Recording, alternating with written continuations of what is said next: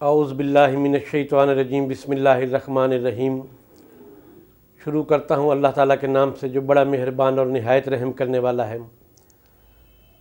दुआ है अल्लाह ताला हम सब को दीन और दुनिया की कामयाबियों से हमकिनार करे और बीमारों को शिफाए कुल्ली अता करे। अहबाब, आज मैं आपके सामने कब्ज़ के मौजू पर चंद एक बातें करना चाहता हूँ। कब्ज़ इस वक्त हमारे मुआशरे में बड़ा कसीरुल वकू मर्ज़ है और कब्ज़ को अमूमन उम्मुल अमराज़ भी कहा जाता है। वैसे तो कब्ज़ की कई वजूहात होती हैं कि ये मैदे की ख़राबी की वजह से भी हो सकती है, जिगर की ख़राबी की वजह से भी, आसाबी कमज़ोरी की वजह से भी और अंतड़ियों में खुश्की की वजह से भी। सबसे जो मेन कब्ज़ है जो पाई जाती है वो अंतड़ियों के अंदर खुश्की बहुत ज़्यादा हो जाती है, जिसकी वजह से कब्ज़ की कंडीशन पैदा हो जाती है।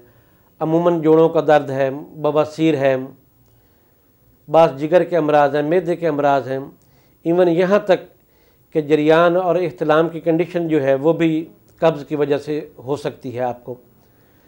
तो कब्ज़ के अंदर कंडीशन ये होती है कि जब हम ग़िज़ा खुराक इस्तेमाल करते हैं तो जब ग़िज़ा खुराक अंतड़ियों में प्रोसेस होती है तो अंतड़ियों में क्योंकि खुश्की ज़्यादा होती है, लुब्रिकेशन नहीं होती, ग़िज़ा जो है हमारी फासद ग़िज़ा है वो फिसल कर ख़ारिज नहीं होती, अंतड़ियों के अंदर खुश्की ज़्यादा होती है, लुब्रिकेशन नहीं होती, तो ऐसी सूरत जो हाल है वो कब्ज़ की कहलाती है।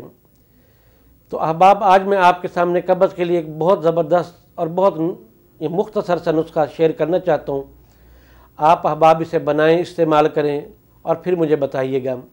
इसमें दो ही चीज़ें हैं, एक तो गुल बनफ़शा है और दूसरा कूज़ा मिस्री है। ये दोनों चीज़ों को आप हम वज़न लेके महफूज करके रख लें और करीबन 1 तोला से 1.5 तोला की मिकदार आप गर्म दूध में रात को इसे हल करके जब दूध पीने के काबिल हो जाए, यानी कि थोड़ा सा नीम गर्म हो, उस वक्त आप इसे इस्तेमाल कर लें।